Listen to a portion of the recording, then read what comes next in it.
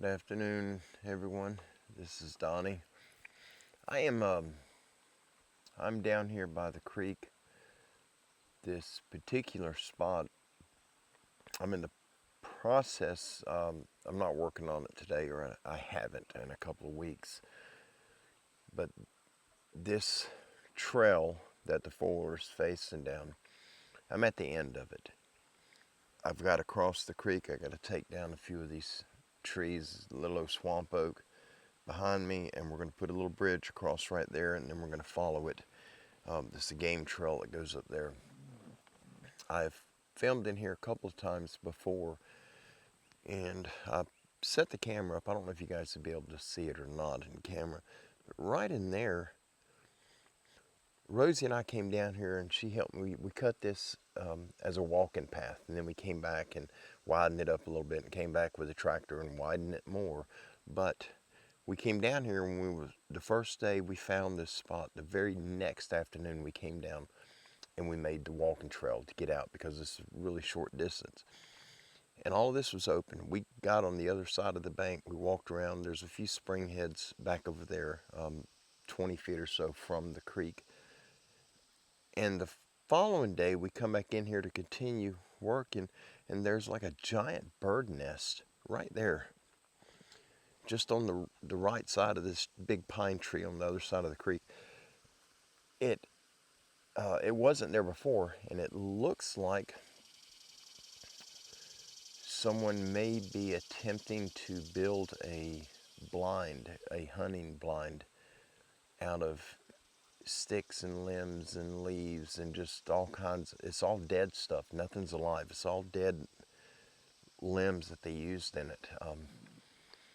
But where it's at, you couldn't pay me to get up in there and sit in that thing and hunt, because there's snakes all up in this area, especially on that side of the creek. The creek's right here, just right behind me. It's just a really creepy area, but it's a beautiful area, especially when you start going downstream toward the southwest, which is that way. It's amazing. It's an absolutely beautiful area. But it's nice and cool today. We got a few storms around us. There's none directly overhead. There's one right there, all back behind me right there. You may be able to see the gray in the sky. And I don't know what I didn't even bring my phone with me.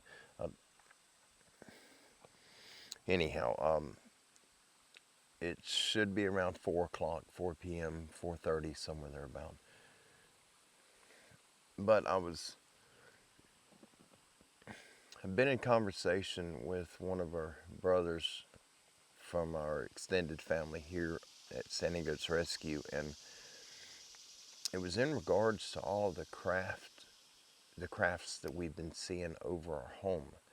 And Brother Don Moore, I've talked to him about it also, and there's several people that think, due to what happened to me when I was a child, and me, my father, and my mother went through a situation with a craft, an unidentified craft. It shut our car down. It happened 2 different times that we know of. It could have happened more, but there's 2 times we know for certain that it did happen. And then with whatever that thing is in the bone of my left arm, I think all of it's linked together. I don't know with certainty. I don't remember what was done to me. I have no idea. That memory's gone.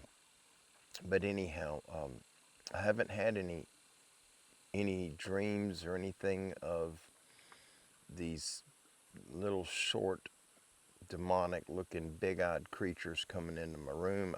That hasn't happened in a very long time. But with how many unidentified craft we've been seeing lately, a lot of you are thinking that possibly I may have an encounter with those creatures again in the near future, or it may be happening now and I'm not remembering. I don't know. but I figured I would come down here in the creek. I do have some articles with me right here from our brother Don Moore on UFOs of all things. We got a few different articles, and I think we're going to go over some of these. One of them is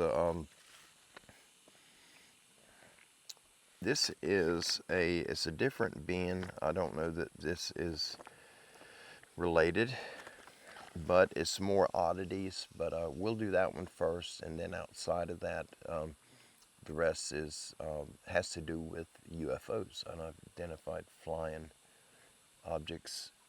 It feels really weird right here.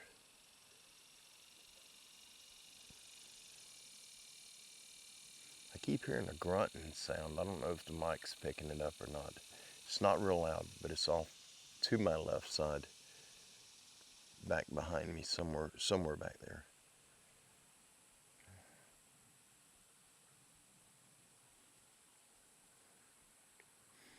But we're going to do these articles unless, it may be a bear. We do have bears here. And if it's a bear, that's why I backed the four-wheeler down in here. If something happens, if I got to get out of here, the key's in the ignition. I just turn the key, hit the start button, and take off, and I'm out of here. I don't have to fight with turning around, and I'll leave the camera and just come back and get it a little later. It's not going anywhere. Yeah, it doesn't feel very comforting.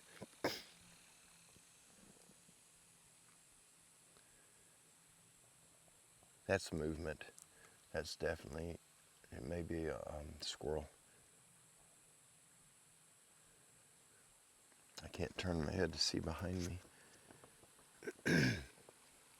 I know it's not going to help me right now in the moment, but if any of you see anything behind me that I didn't notice and I don't mention, please shoot me an email with a timestamp. Let me know what you've seen. I would greatly appreciate it.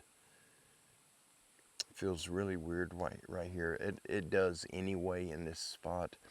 We believe there was an old homestead here at one time because we keep pulling up right there, right over here. There, oh, I see one washed up right now. The creek, we had a lot of rain. The creek's a little higher than normal, but I pulled up a bunch of old planks out of the bottom inside the creek, and they got the old tool marks from the saw when they had cut those planks. I don't know if it was a bridge over the creek or if it was a fence. Maybe the creek wasn't here. I don't know. They're really old pieces of wood. I'm not sure what type of wood. It's pretty hard, but I see another one that is, the sands washed away and exposed it. But we're thinking there possibly may have been an old homestead here. I will be bringing my metal detector down. I got to clear some more of these trees out here, and then we're going to walk around on both sides and see if there's any old relics, belt buckles, shoe buckles, anything to suggest an old settlement of some type, whether it be a home, a barn,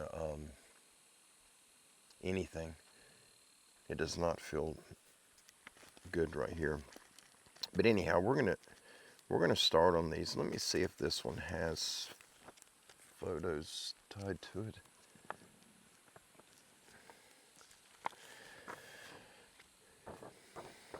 Well, this one's pretty long.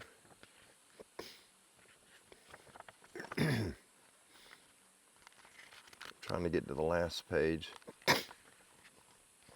Okay, for this article, there is a video that our brother Don Moore will have on his channel that has the photos that go with this article. Now, I don't know about the other articles. Let's see how many we can get done, and after each article, however many we can finish, I'll let you know if there's a video that goes with that article. And those videos will be on Brother Don's channel. And he does an amazing job putting those videos together, and he puts some really nice background music to it and the pictures on screen, and then he'll print the text describing what you're seeing in each of the pictures. He does an amazing job doing that.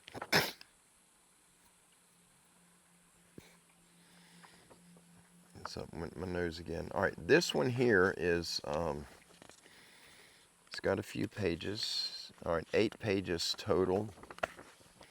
This is titled Red-Eyed Bat Demons of Yellowstone National Park Terrify Park Rangers. The year is undisclosed, but it did happen in recent years.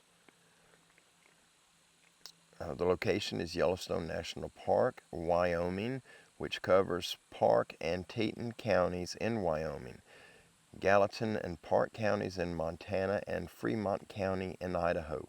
The encounter locations are the Shoshone Lake and West Thumb Geyser Basin. The information source is multiple park ranger eyewitnesses. Ouch. Just got bit by a yellow fly. The preface with park history and facts. Yellowstone National Park is a national park located in the western United States, largely in the northwest corner of the state of Wyoming, and extends into Montana and Idaho. It spans 5 counties: Park and Teton counties in Wyoming, Gallatin and Park counties in Montana, and Fremont County in Idaho. It spans an area of 3,468.4 square miles, comprising of lakes, canyons, rivers, and mountain ranges. It was established by the 42nd U.S. Congress with the Yellowstone National Park Protection Act and signed into law by President Ulysses S. Grant on March 1, 1872. Yellowstone was the first national park in the world. The park is known for its wildlife and many geothermal features, especially Old Faithful Geyser, which is one of its most popular. While many types of natural areas exist, the subalpine forest is the most abundant. It's part of the South Central Rockies Forest ecoregion. Visitors number around 3.3 million each year, but in 2016, the visitor numbers hit a record-breaking 4.2 million. It was named a UNESCO World Heritage Site in 1978. Native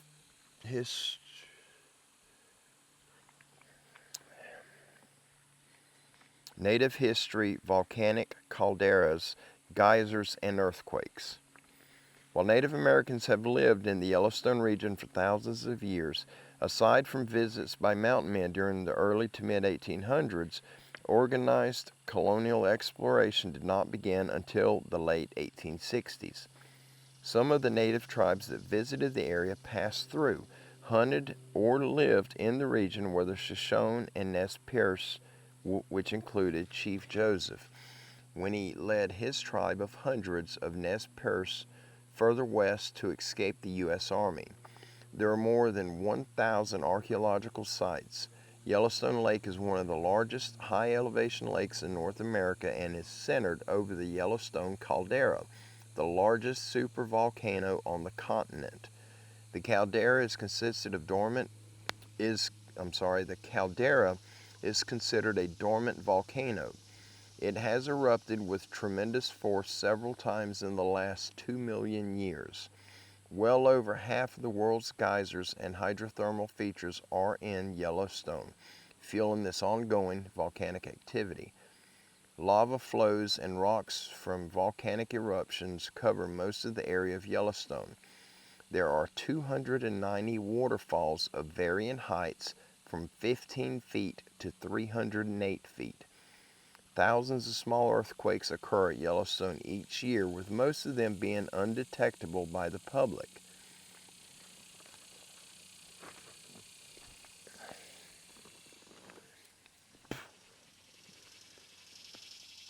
I'll open my mouth at the wrong time. A mosquito flew or a gnat flew in my mouth. So I'm sorry.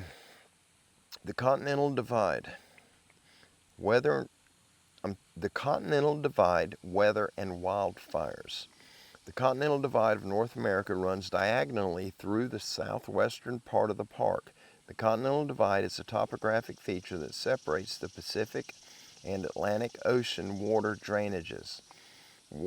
weather temperatures can range from 99 degrees Fahrenheit in the summer to negative 66 degrees in winter. The weather is classified as subarctic. About 35 wildfires are ignited each year by lightning, and 6 to 10 additional fires are started by people. August 20th of 1988 was a very bad record-setting day for wildfires in the park, with 150,000 acres burned in one day. The rare Dayton Yellowstone F4 tornado of 1987.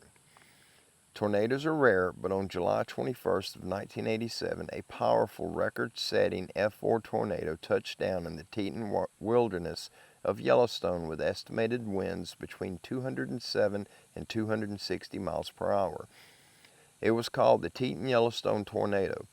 The path was 1 to 2.4 miles wide by 24.4 miles long, and it lasted 26 minutes, and it leveled 15,000 acres of mature pine forest. The trees were simply snapped, uprooted, debarked, and laid over. The tornado downed 1 million trees. There was some debate about what should be done with all the fallen trees. At its worst, the tornado measured 2.4 miles in width, a monster tornado. The forward speed was 56 miles per hour. It was Wyoming's worst tornado on record. An unknown number of animals were caught in its path as well. No people were killed, but 9 campers in the Bridger-Teton National Forest at Enos Lake were among the handful of eyewitnesses. They said there was a fast approaching train-like noise, golf ball-sized hail, but no funnel cloud was visible from their location. The rolling hills, thick forest, and rain obscured their view of the funnel. It was later concluded that because of the already high elevation this rare, powerful F4 tornado occurred in, it must have had a low cloud base, making the tornado close to ground level and shorter in height and hard for anyone to see that had an unobstructed view. That had an obstructed view like the campers had. It crossed the Continental Divide at an elevation of 10,070 feet before descending to and crossing the Yellowstone River. The disastrous flooding of 2022. In June of 2022, the park closed entrances and evacuated visitors after experiencing record-breaking rainfall and flooding that caused multiple road and bridge failures, power outages, and mudslides. The Yellowstone River and Lamar River reached new record heights, flooding and damaging much infrastructure of the park. Though it was predicted the park would not open for the rest of 2022, just 9 days later, part of the park reopened, with the rest opening in October of that year. Visitors were limited to 1 million by admitting only certain license plates because of restoration work that was needed after the flooding. Accommodations and outdoor activities. There are 9 visitor centers and museums, 9 beautiful lodges and cabin areas, including the historical lodge Old Faithful Inn, built in 1903 to 1904. These beautiful lodges are the ideal way to safely and comfortably stay at the park while exploring the vast regions of Yellowstone. The nightly fees for rooms are moderately and fairly priced. There are a total of 2,238 hotel rooms and cabins available. The park employs 3,700 employees during peak times, with an additional 800 employees who are seasonal workers. There are 2,000 historical park service buildings. There are 12 campgrounds totaling 2,000 campsites, 1,100 miles of various hiking trails, 310 miles of paved roads with 5 different entrances to the park. Hunting is not permitted except for areas outside the park. Pets are welcome. Boating is prohibited except for a 5-mile stretch of the Lewis River between Shoshone Lake and Lewis Lake that allows non-motorized boating. A few roads are closed during the winter. The best months to visit the park and avoid crowds are April, September, and October. Now for the fauna and wildlife. There are 69,000 species of trees, plants, and flowering plants, with an additional 170 species considered exotic. Sorry, you guys, that scared me. Lodgepole pine forests cover 80% of the total forested areas. Yellowstone is considered to be the finest megafauna wildlife habitat in the lower 48 states. There are 60 species of mammals, including bison, Rocky Mountain wolf, coyote, Canadian lynx, cougars, black and grizzly bears, elk, moose, mule deer, white-tailed deer, mountain goat, pronghorn, and bighorn sheep, and wolverine. Some of the numbers are around 3,000 bison, 108 introduced wolves in 10 different packs, 700 grizzly bears, 30,000 elk, which migrate, 25 mountain lions, 18 species of fish in lakes and rivers, which includes cutthroat trout, 311 species of birds, including the rare whooping crane and the trumpeter swan, and 7 species of reptiles, including the painted turtle, rubber boa, prairie rattlesnake, bull snake, sagebrush lizard, the valley garter snake, and the wandering garter snake. There are also frogs, salamanders, and toads. Officially unrecognized dangerous cryptids. With all of the amazing beauty of mountain and volcanic landscapes, geysers, wildlife, fauna, and accommodations, Yellowstone has to offer the millions that visit the park each year. You would assume all is well in the park. However, there is a dark side to this national park, as is common with most national parks in the U.S. and elsewhere. Dangerous cryptids love this place, as well as cases of high strangeness. Cryptid sightings, cryptid encounters, missing people, including multiple campers, and high strangeness plague this park. Tribes of Sasquatch are common, with some being seen near the hot springs or bison herds, as are dogman sightings by park rangers and tourists, some being very large at 7 to 9 feet tall. One park ranger encountered a very large dogman ahead of him on a trail chasing an elk to eat, when the creature paused for a moment and looked at the ranger as if to decide if it should stop and eat the ranger or continue to chase the elk. It continued into the woods to run down the elk, which was quickly followed by a horrific sound from the elk being attacked. To add to this list, now there seems to be flying bat demon creatures that fly from tree to tree and are leaving the rangers terrified. Its origin is unknown, as well as exactly what this creature is and how to deal with it. It attacks and eats grizzly bears, leaving the Yellowstone bears terrified at night. One was seen eating a dead hiker.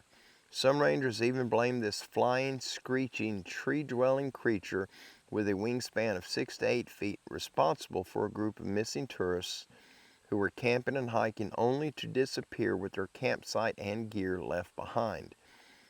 Being aware could save your life, and it is the purpose of this article, which is to inform and educate visitors to Yellowstone.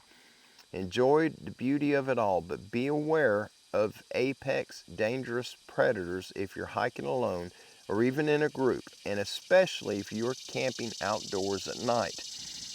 Here's one park ranger's testimony.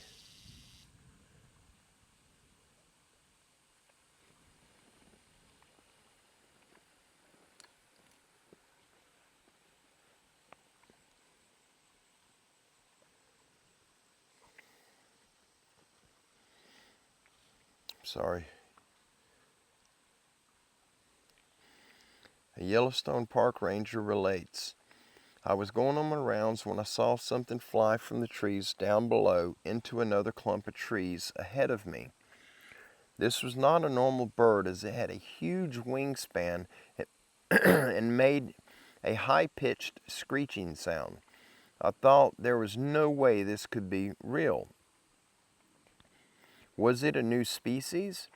After seeing this thing again 5 minutes later while driving towards Grant Village, it swooped across the road in front of me only to disappear into more tree cover right off the road near Shoshone Lake. By 2 weeks later, the word had gotten around that some of us rangers have saw bat-like creatures with red eyes. The talk switched to maybe these things are living beings. At work, all the rangers refer to these creatures as demons, not because we were aware that they are evil, but because they resemble what you would think a demon looks like according to Dante's Inferno illustrations of demons in hell. 6 months later, we received a report of a possible murder near our station around the West Thumb Geyser Basin. What was really going on was that those red-eyed bat demon creatures were eating part of a grizzly bear's carcass. We went there, and honestly, I wet myself as I fired off 4 rounds at these creatures as they dispersed for a brief moment and then flew away in different directions. During this encounter, the wildlife inside Yellowstone went eerily quiet and silent, but at night the animals and grizzly bears became loud. The bears roared loudly every half hour, sounding very scared. Until daybreak, I could hear those creatures in the trees making a low grunting noise with an occasional squeak as they devoured the remaining bear meat they had carried into the trees. They left at some point because I stopped hearing them around daybreak. The thought of those red-eyed demons still haunts me to this day. Thinking back, the creatures did not come after us, but it seems their only intention was to devour the remaining bears which had been attacked by an unidentified creature. It was not a wolf for sure. To be clear, neither I nor any of the other rangers actually saw this creature up close other than them flying from tree to tree. It was obvious these creatures had killed the bears, and not other bears attacking each other, because there was no bite marks on the dead bear's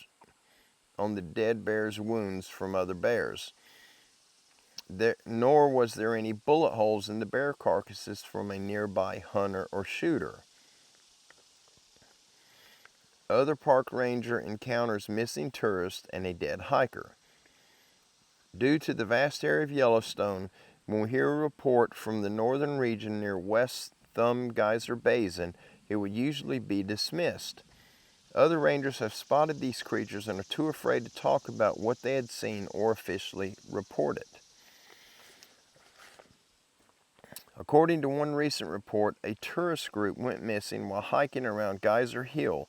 Some think it was the bat demons that took them off somewhere, or maybe wolves got them, but no one knows for sure. Their campfire was still burning when rangers...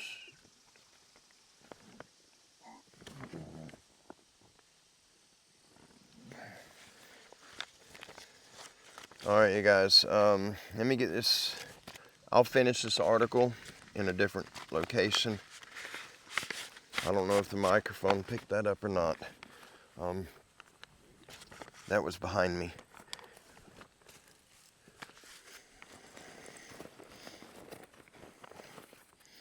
Sorry for the disruption. I'll be right back with you.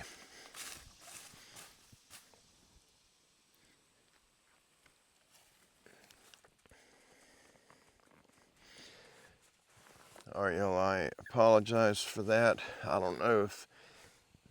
I'll find out when I get home and I start editing. We was back there at the creek. And back behind me, I don't know if it was talking. I don't know what the sound was, but there was... It sounded like somebody going... And it was right behind me. And I thought I heard it, and I stopped reading for a second. It kind of startled me. And then it sounded like somebody clearing their throat, like a... And it was right there. It was close.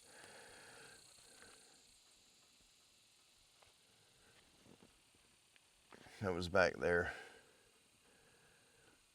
I came up and followed the trail back to directly behind me back there, and then I turned up. I'm up in the pines now.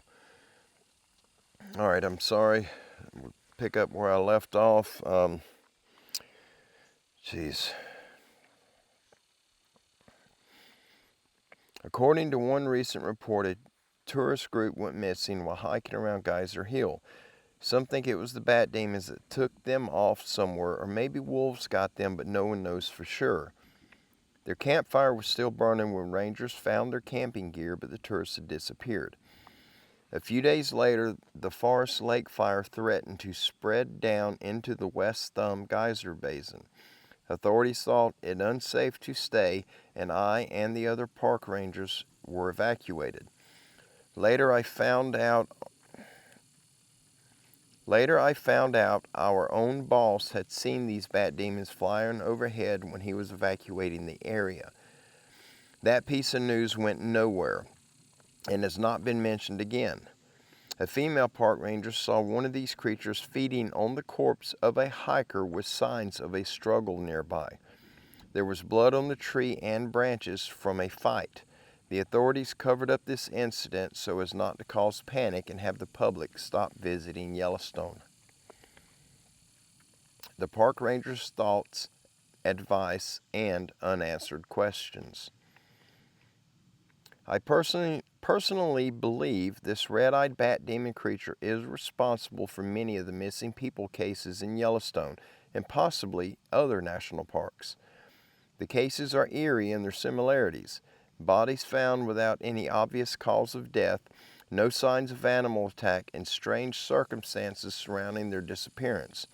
What really scares me is that we don't know what this creature is or where it came from. All I know is that this creature is real, dangerous, and it demands the rangers to be vigilant when patrolling the park.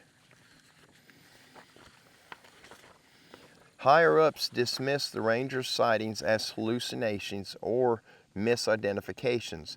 An unknown monster lives in our national parks, and there is little to no information on its behavior or the best way to deal with it. All I can say is if you find yourself in one of these areas of the national parks where the bat demons have been seen, such as Yellowstone's Shoshone Lake and West Thumb Geyser Basin, you need to be aware, vigilant, and careful, especially at night. Keep your distance from wildlife and report anything unusual you see. I don't think all 411 missing persons cases are cryptid related. Some people just disappear into thin air. Is Sasquatch involved in missing people? Perhaps at times. This creature kills and eats deer like it's nothing. Where do most missing person cases happen? Usually in wooded areas away from densely populated areas. However, big cities are not immune to disappearances. Is there any connection between all of these details? If a missing person returns okay, why is it kept quiet? For your own safety or the public?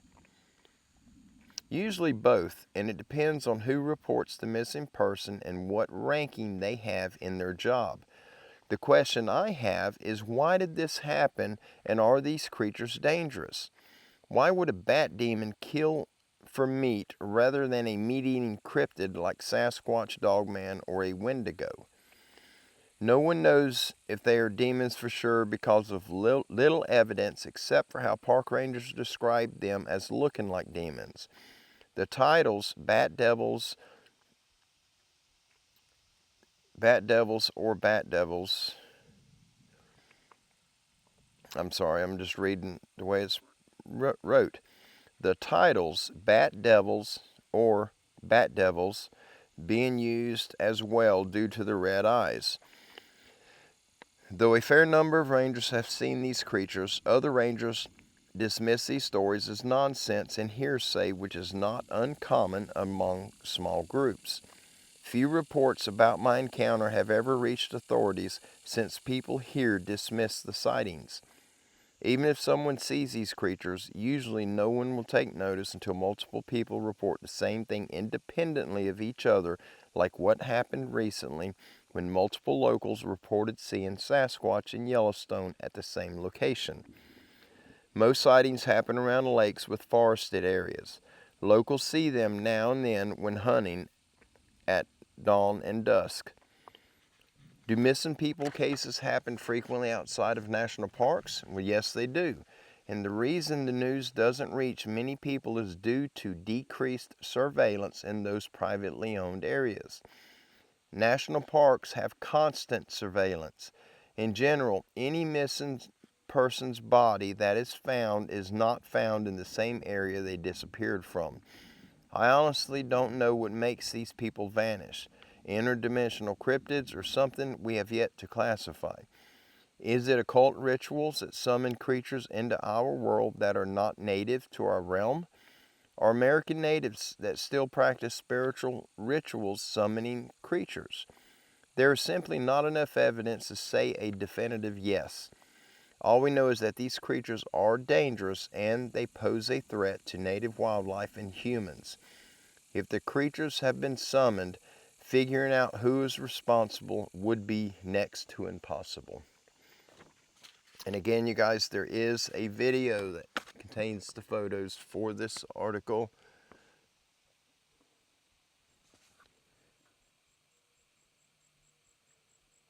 That limb's breaking. I doubt the microphone's picking that up. I've got the microphone right here under my shirt. And it's got like noise cancellation on, and I doubt it's going to pick up. It may not even be picking up the thunder. Oh, I'm about to get wet. That's something moving through the limbs back there.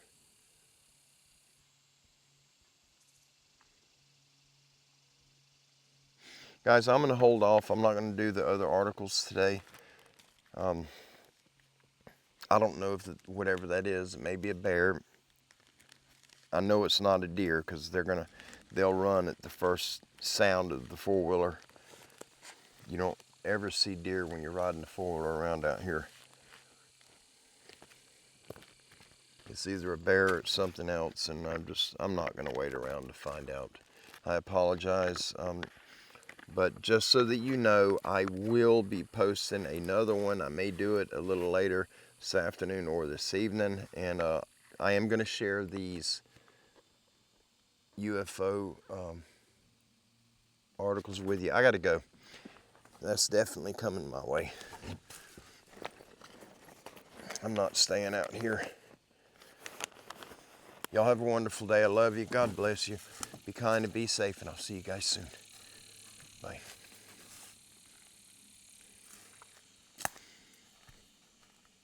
That's right through there. I'm out of here.